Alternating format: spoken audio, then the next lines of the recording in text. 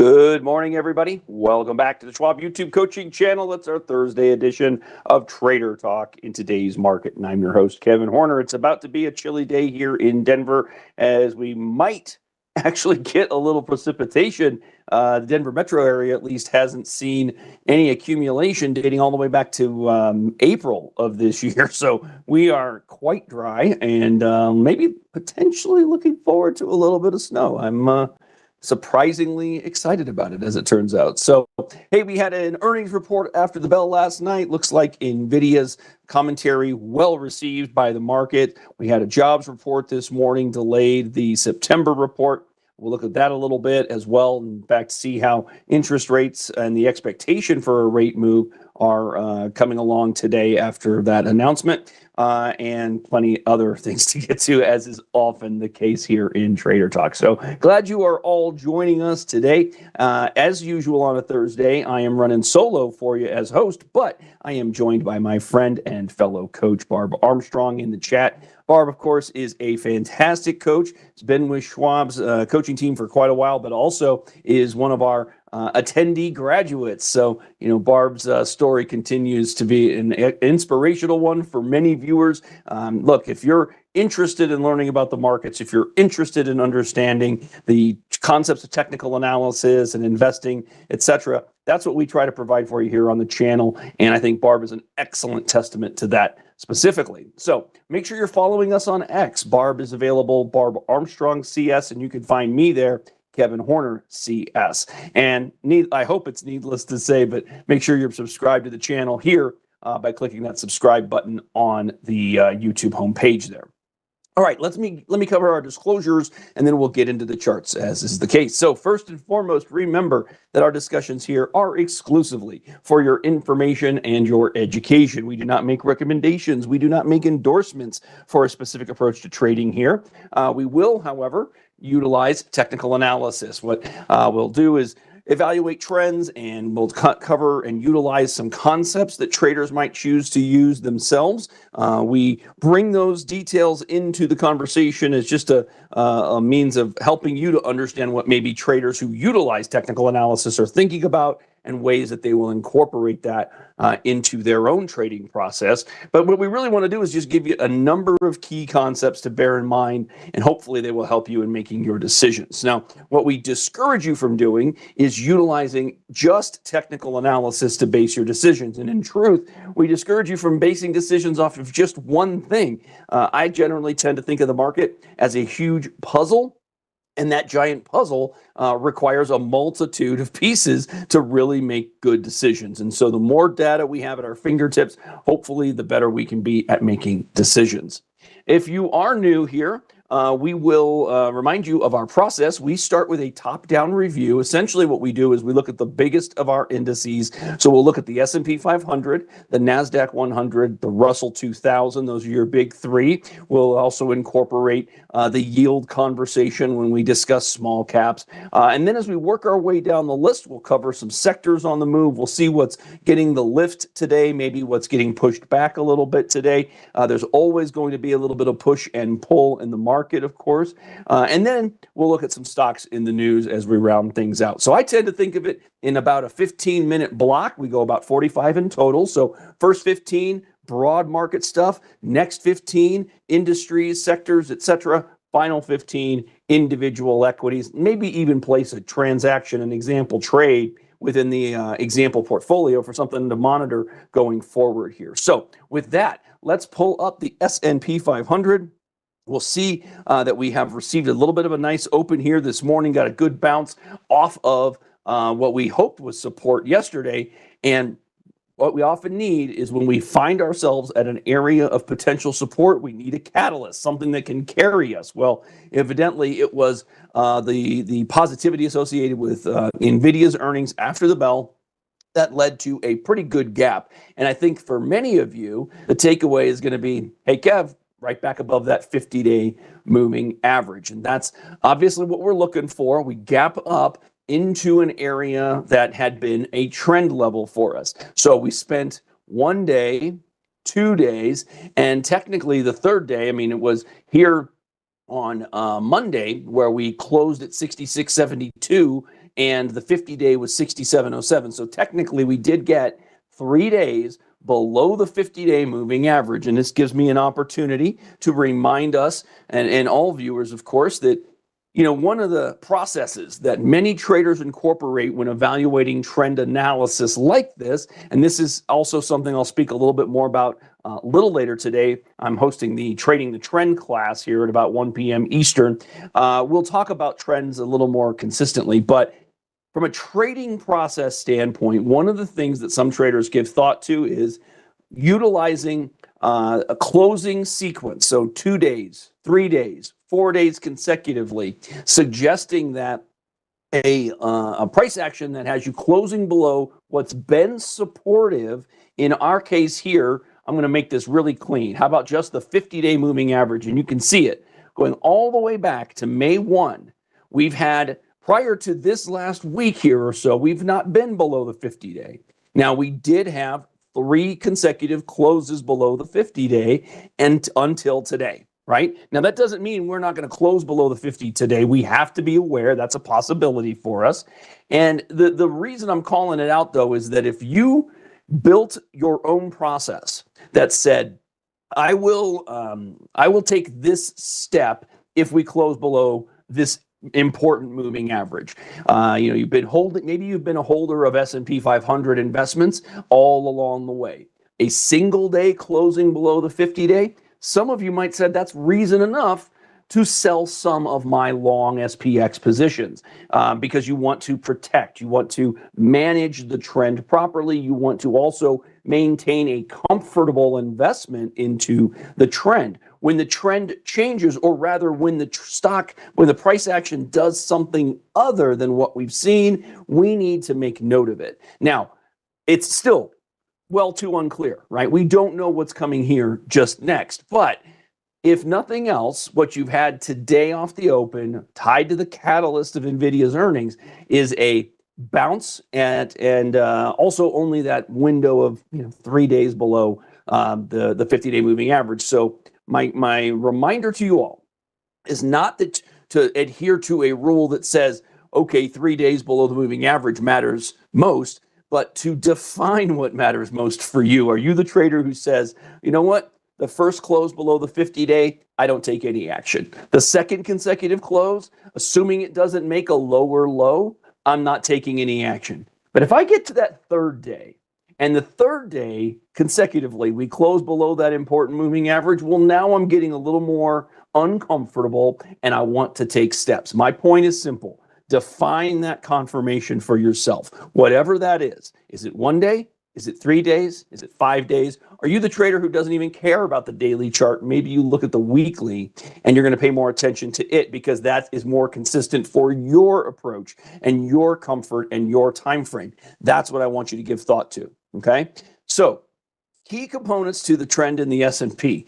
The most important is the fact that we are back above the 50-day, but secondary to that, if you were wondering about what's going on over the last couple of days here, the fact is we did not make a lower low, did we? In fact, we made a higher low, not by much, but a higher low nonetheless.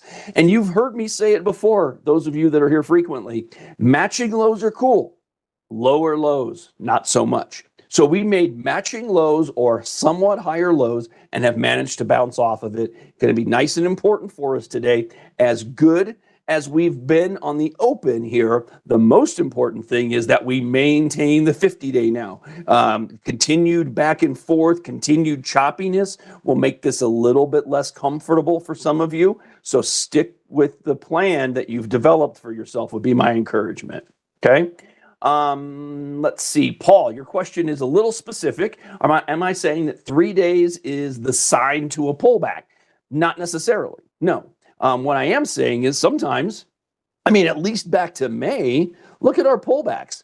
Pullbacks have been to the 50-day, but you've been well within your right given the nature of the trend going back to May 1. So all of May, June, July, August, September, October, and here we are 3 weeks into November. So we're looking at nearly 7 full months of an uptrend holding the 50-day moving average.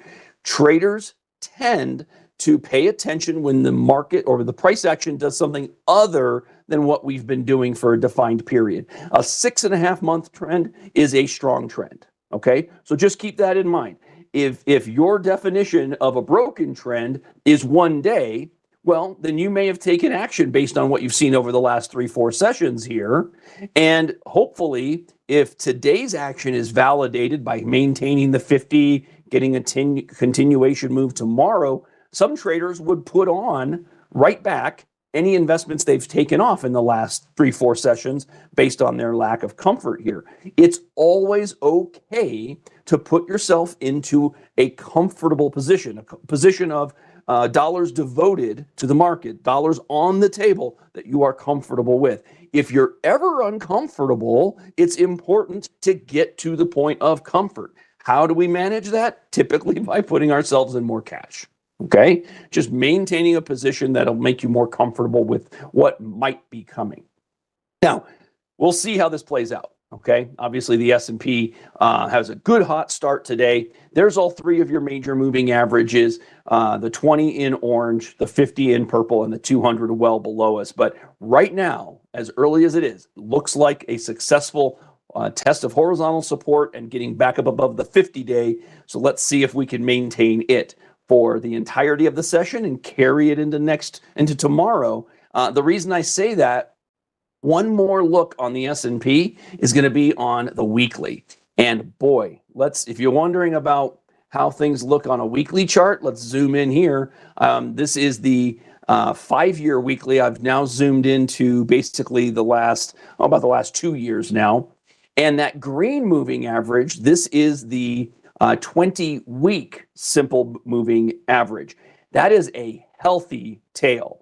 And to have flipped what was an ugly filled in red candle. Now, this is not how it is guaranteed. We don't know how this is going to look come tomorrow at 4 p.m. Eastern, do we? But if it looks anything like it does right now, or if the green body of this candle is much higher, if we can push even further for the rest of today, tomorrow, that candle is going to look very bullish. But a candle that looks more like this one, sitting on the 20-week, will lead us to a lot of questions, especially since we've had that positive response to earnings from NVIDIA. I hope that's helpful to you all from a standpoint of understanding maybe the potential for what could be coming here over the remainder of today and tomorrow. Always fun to look at the weekly viewpoint and appropriate to look at the weekly viewpoint as well. As you can see, that 20-week coincides pretty closely with the 50-day moving average, right? Because we recaptured the 20-week on this gap move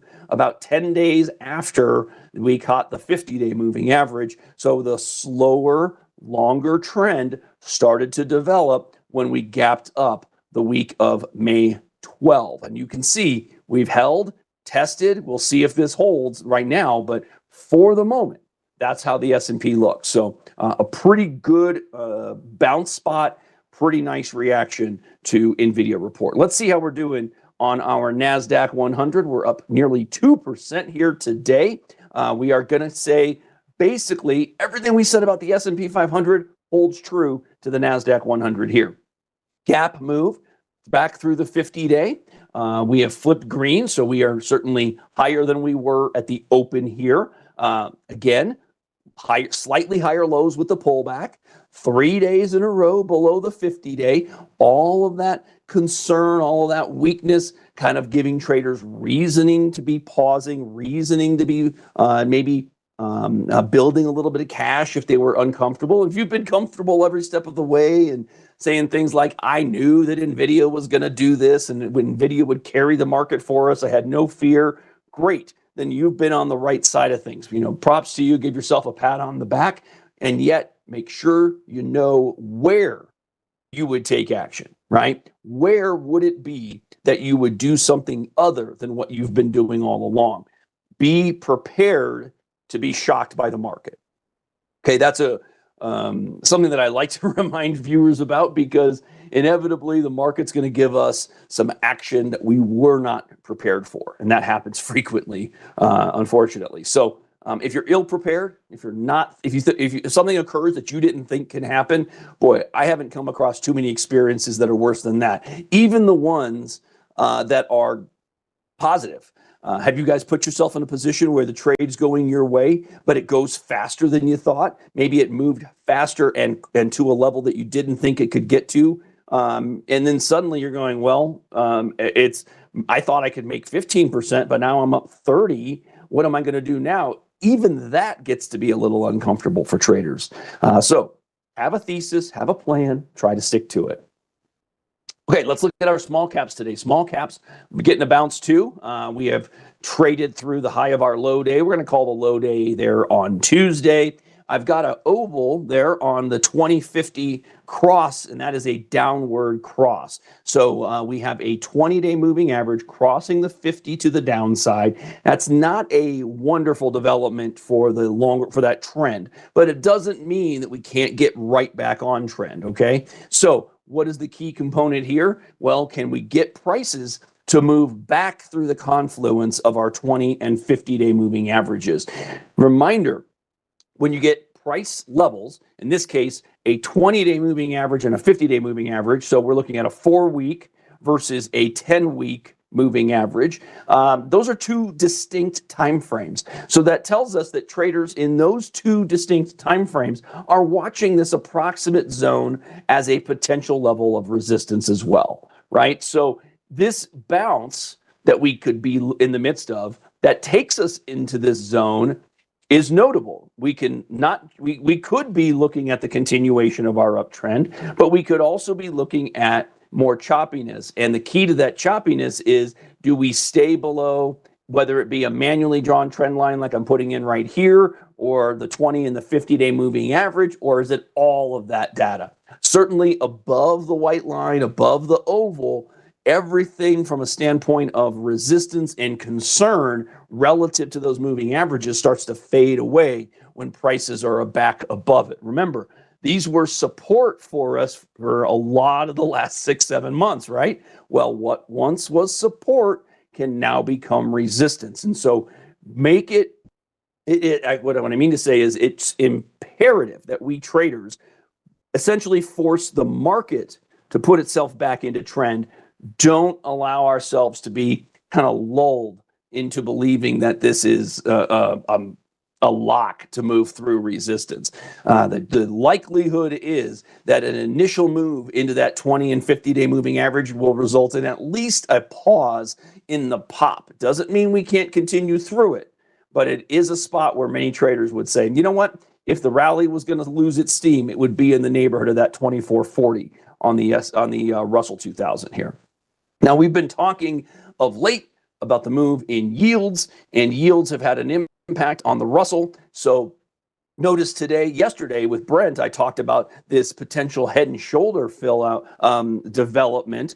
We did seem to lose resistance or run into resistance with the yields there today. We've seen yields pulling back about 0.5%. So we're sitting at about 4.1. And some would say this is kind of tied to that jobs number. The jobs number evidently comes through at an improvement, but the job number was improved depending on how you look at it. It kind of a little bit of back and forth. I was reading some of those details, one of which was that the unemployment rate had climbed, but the number of jobs made available were also up. So you could tell the story from both sides of things. If you're a Fed governor who wants to see a rate cut, you can tell your story. If you're a Fed governor who wants to hold the pause, you can tell that story as well. If we take a look at what the CME Fed tool is suggesting, we have seen an adjustment, but notice here, we're still at a 60% likelihood of no changes according to the CME Fed tool for the December 10. And I got to remind you, this is a third-party tool.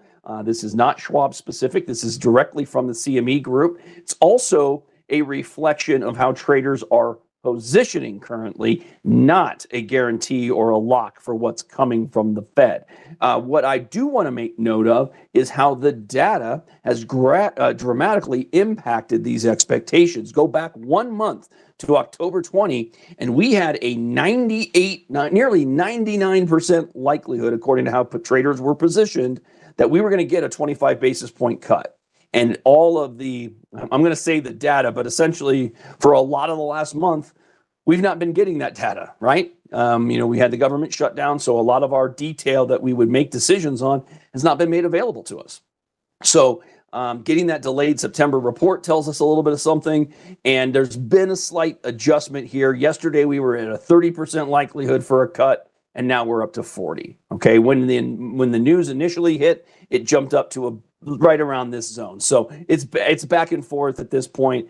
This is why we keep an eye on it. This is why we wait for data to tell us how traders are positioning, because it really kind of opens our eyes to things here. Okay, that's why we pull this up. That's why we look at that. Okay, so there's your quick look at rates. Let's come back to the Thinkorswim desktop. So again, the move through this upper white line would be a significant development on rates, and it would have a likely headwind on your rate-sensitive group like the Russell 2000. And the areas of the market that could gain some benefit from that would be the rate-sensitive groups that would benefit when rates fall, and those would be things like your utilities and potentially real estate. Now, there's a lot of green here today across the board. So instead of a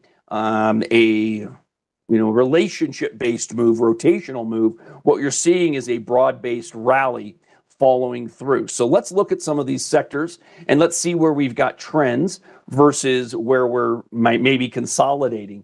Take a look at the energy space here. We are still in consolidation. Short term, you are bouncing off the 50-day moving average in energy. That is an area of support within this consolidation, as you can see. We've basically been right in the middle of it here most recently. So this could be notable because a breakout here is certainly potentially on the table after a very brief pullback to the 50, 20-day moving averages and potentially moving higher. So this one's still in consolidation, but it's notable because a break of that consolidation could be substantial.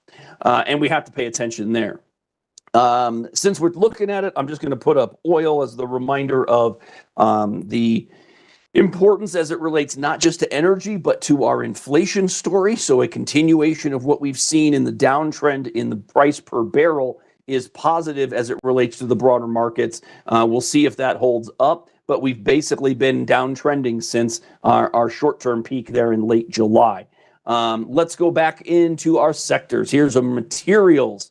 Still looking, now this is maybe a little more downtrending. We're below that 200-day moving average. We've been below the orange 20-day for the majority of the last 2 months, with a very brief respite there over the 20 and the 200. But you can see this is still materials, still in a bit of a downtrend. So just a heads up there. Remember, we don't have to be very, we don't have to look hard to find our trends. If you are looking at these groups and you are seeing something like this, this is simply consolidation. We're not trending at the moment. We're moving sideways. We want to see how things act after we get outside of the consolidation.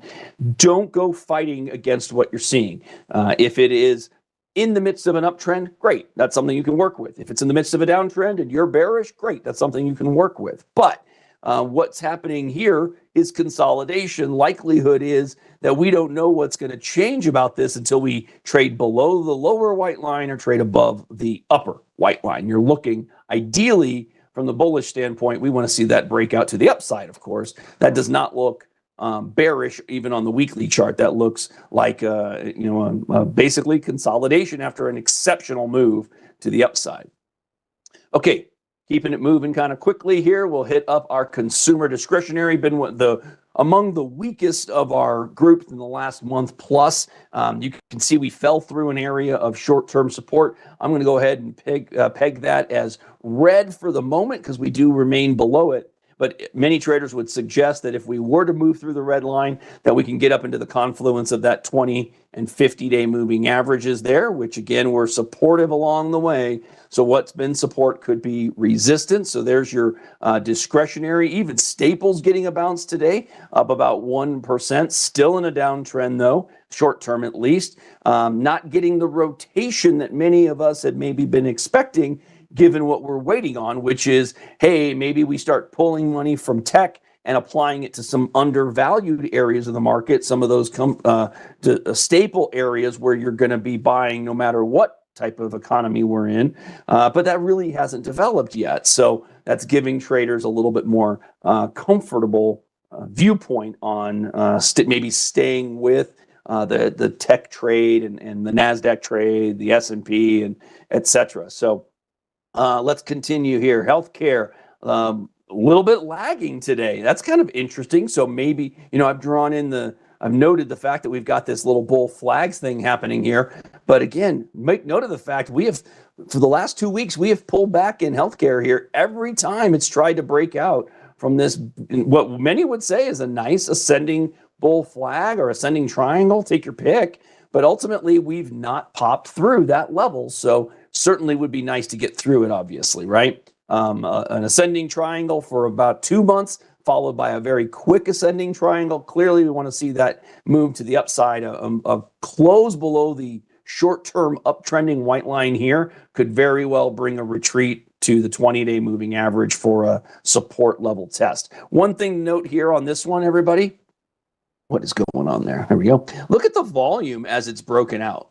That stands out to me. So the volume here in this sector really kicked up after we started moving to the up, or once we started moving and out of the consolidation. In fact, look at the volume, how it started to pick up in this move here into resistance. So we were building this flag, or this, we were building it out, right?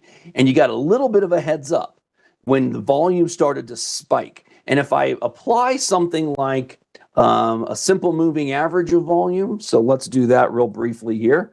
Volume average, there we go. So there's the 50-day average volume. I'm going to put that in my volume pane by moving it up here. Okay, so this 50-day moving average of volume is going to be a line horizontally through this. And I bring this up because when a position moves with volume that is greater than the 50-day average of volume, that is not you, me, and my mother making those investments. That is volume driven by institutions, okay? And so there was an institutional build in the week leading up to the resistance test, and it's just followed through with a nice explosion. So this was a lovely little heads up that healthcare was improving as volume was exceeding the 50-day average for 1, 2, 3, 4, 5, 6, 7, and then it busted through, and then volume's kind of gotten a little bit quiet, not quiet relative to the 50-day moving average. But I just had to point that out because that looks like a notable heads up that you might have had as it relates to healthcare. Financials also moving upward here today, bouncing off of an area of support, but still similarly in sideways consolidation. Want to see what happens after we get outside of these levels, but maybe a trader's looking at these by being in consolidation offers the view that, hey, you can buy up at the bottom and maybe sell at the top of the range if you think it's still going to continue to do that. So that's perfectly within reason, of course, giving thought to that. And yesterday, Brent and I talked a little bit about the yield curve and how the trend in the yield curve has been moving up, and that's been benefiting financials. Certainly check out the archive if you'd like to hear a little bit more for context there. Tech moving strong, 2.7%. This is going to look a lot like the NASDAQ 100, of course. A couple of days beneath the 50-day, 3 days essentially, and then right back above it. So we're going to keep an eye on it. Communications moving strongly today. Top of the range, we could probably call this another range-based maneuver since we are still built within it. But a breakout here would be a lovely development for the communication space. And then, as I mentioned, the real estate group and utilities group, these are our interest rate sensitive groups, and yet they are also in essentially consolidation mode here. So there's the REITs, and then here's utilities at an area of support.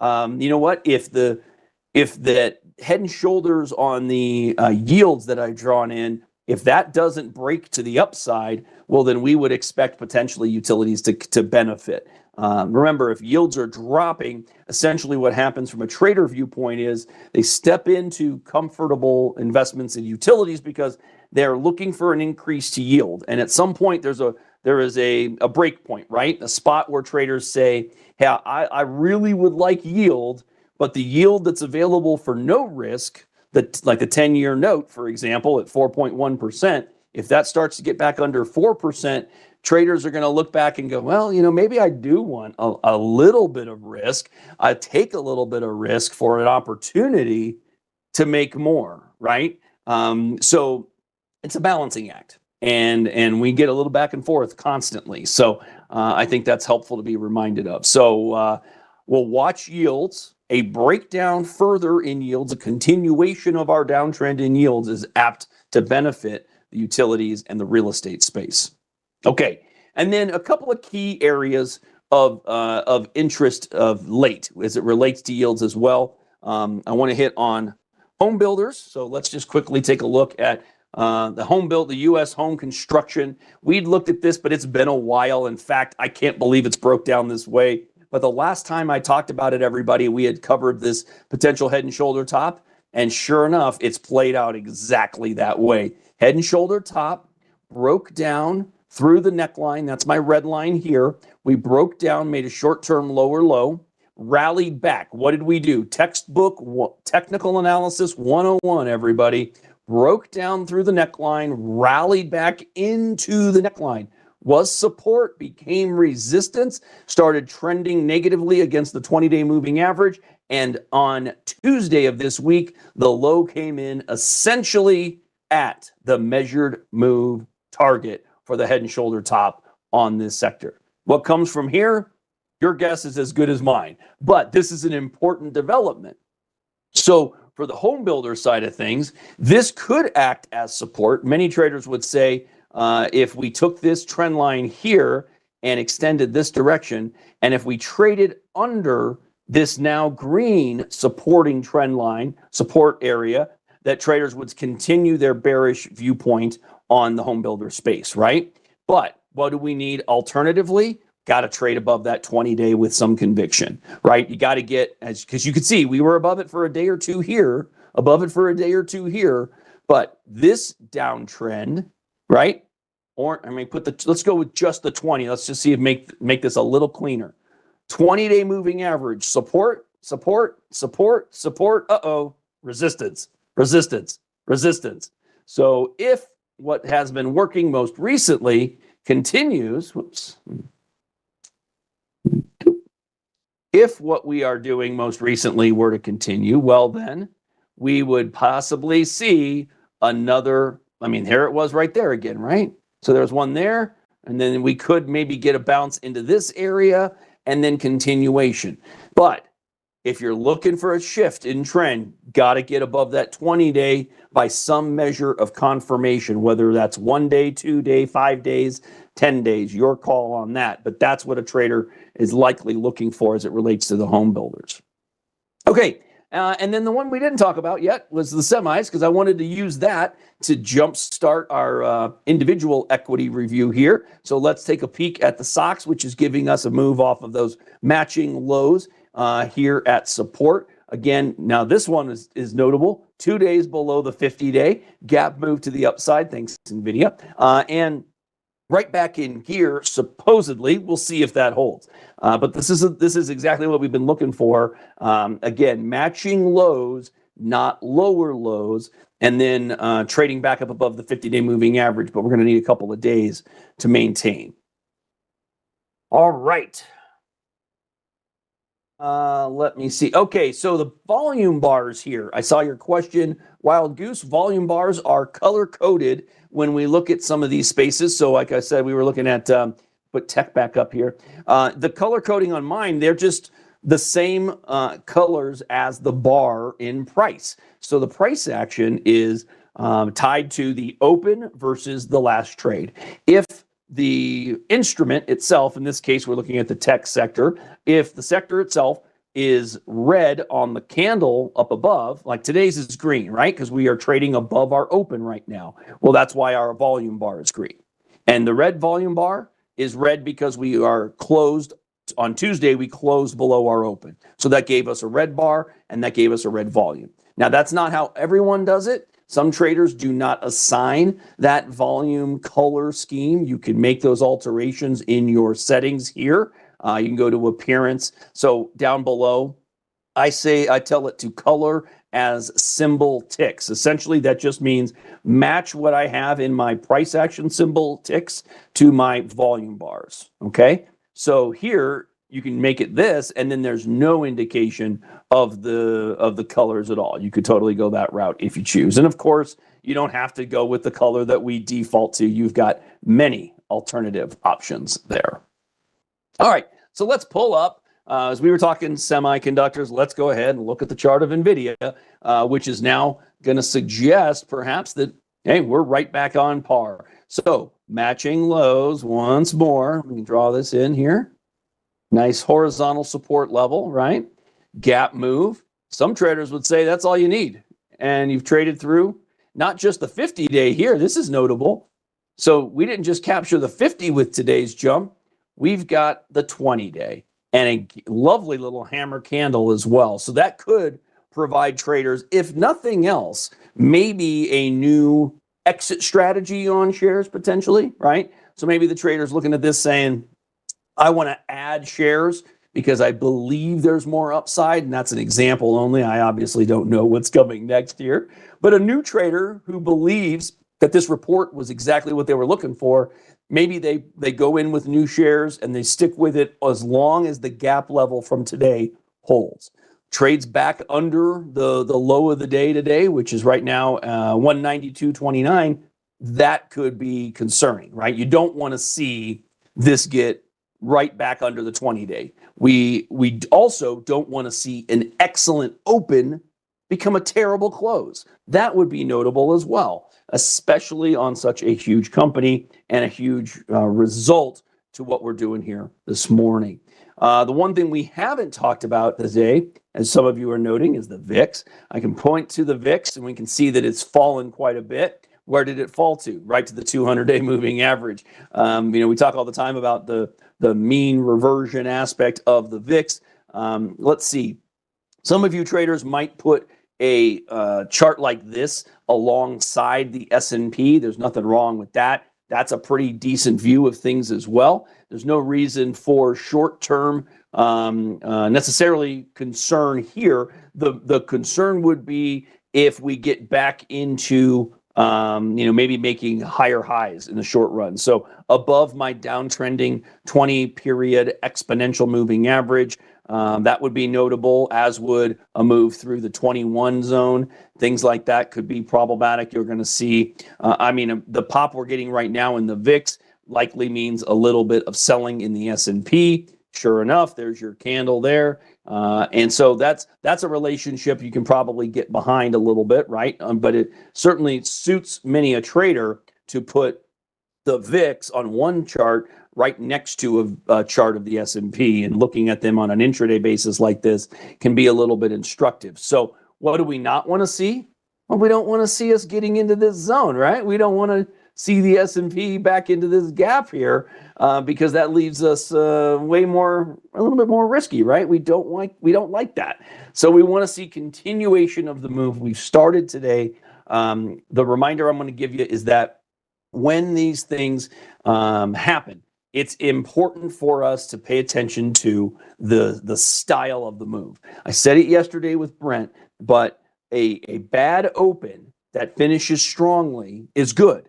A good open that finishes weakly is not good. So when in the midst of all that we've been dealing with, bouncing from an area of support, don't be misled by a great open.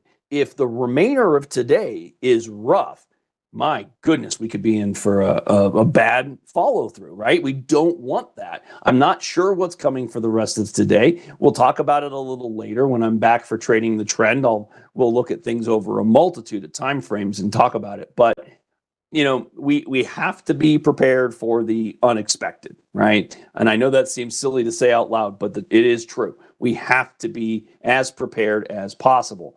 Now, the question isn't, what happens to this candle here? Oh my goodness, does it fill in? Remember, we're looking at a 15-minute window here, so you've got only 3 bars. If we came back and held the low of today at 67.35, or don't even test it, a lot of traders are going to stay comfortable with what we've seen. But, this obviously can shift rather quickly. Okay, so I wanted to give you all a little bit of details as it relates to NVIDIA. So some specifics on what analysts might be saying. So Goldman Sachs maintains their buy rating on NVIDIA following the report. They've added a 240 price target on NVIDIA in their first take note after their Q3 results and Q4 guidance. Somewhat elevated expectations were somewhat elevated according to Goldman Sachs here heading into the quarter because of NVIDIA's CapEx revisions upward and the revisions upward from many of the hyperscalers out there as well. But shares had pulled back about 6% in advance of the earnings, and so this has been well received at least to this point. Citigroup raised the target on NVIDIA 50 points. Previous target 220, new target 270. They maintain a buy rating. KeyBank raised the target to 275 from 250. They maintain an overweight rating on the shares. Barclays, analysts raised the target to 275 up from 240. They also maintain an overweight rating. And then finally, JP Morgan analysts raised the target to 250 up from 215. And they maintain an overweight rating on the shares. So we'll see. All analyst detail, at least, positive, and upgrades to price targets are not a guarantee to be achieved in any way, but nonetheless, a good start. Here's the chart of NVIDIA, which, as you can see, got the pop intra-period here. So yesterday afternoon, we got that nice explosive move. And now we are, as we have settled in here, we've been below the 20 exponential moving average. So the trend has cooled. And in the first the first 45 minutes of the session here, the first 3 candles on my 15-minute bar have been testing the pivot point. So we'll see how the pivot acts, but we shouldn't be surprised to see tails at this area, reminding ourselves that the pivot is incorporating yesterday's open, high, low, and close to get an equilibrium price on the position, in this case, NVIDIA. So the hope is that the pivot maintains. So 192 becomes an important level for NVIDIA in the short term. Any bounces from here will not be shocking, but a drawdown under 192 is not going to look too great on the chart, mainly because 192, where we are on the 20-day here, 194, just shy of it, 193.97. So, under 192 is not going to look good on this chart because it's going to look like we rallied into the 20-day and then rolled over. That is not what we want to see from NVIDIA here, okay? So just be diligent and at least manage to your time frame and your comfort. I think that's, again, pretty important. I also had one other stock that I wanted to touch on because I thought I saw a headline there on it. There it was. Okay, this kind of caught my eye today, and it's on another company y'all are familiar with. So I'm going to put in Tesla here. So Tesla's getting a bounce. But the news that I had on Tesla was from Piper Sandler analysts saying that Tesla's latest fully self-driving software may already be outperforming the average American driver. I'm not sure what that says about us as the average American driver, but after test driving the fully self-driving version 14 during an investor visit in Fremont, the analyst reiterated an overweight rating and a $500 target on Tesla, calling their technology impressive and noting a flawless, quote, end quote, flawless robo-taxi ride. The visit was centered exclusively on FSD and the robo-taxi plans, with brief updates on Tesla's in-house chips, their Optimus robot, energy storage business, etc. So Piper Sandler, the analyst group here, updated their model for Q3, but they left other estimates unchanged. So just noting that $500 target on Tesla. And here we are. That would be a pretty substantial move. As you can see, everybody, 70 plus points from here. So that would be ballparked to what, 18, 19%, something like that. I'll tell you, I was thinking about this week. I was driving down to the Bronco game in the middle of traffic and trying to eat a sandwich while driving. And I looked at my dad and I said, man, this is where that self-driving aspect on Tesla would sure be cool. If I could just stop driving with my knee and a little more comfortably enjoying my sandwich while moving down the road, that would have been wonderful. But unfortunately, not a Tesla owner, so I don't really have that available to me. But I can see the merit. After getting stuck in traffic for a while, I can definitely see the merit. All right. We're going to wrap it there, everybody. This was a wide-ranging and hopefully helpful conversation for all of you today. I'm glad you joined me. As I said, I'll be back a little today. James Boyd is on vacay here, out for the rest of the week, but I'll take up that Trading the Trend conversation today. We're going to do things a little differently. I'm going to do it my way. So we're going to look at a multitude of time frames and cover trend discussion. I hope you have an opportunity to join me for that. In the meantime, make sure you're subscribed to the channel here. Follow Barb on X, Barb Armstrong CS. Follow me there, Kevin Horner CS. And if this conversation today was helpful for you, hit that thumbs up button for me down below. That'll help us out. We're going to get this archived and available to many, many more viewers, of course. And your thumbs up will help us out in the algorithm. So thanks so much, everyone. Thanks for being here, participating in the show. I always appreciate hearing from you. Have a great rest of your Thursday. I look forward to seeing you again soon.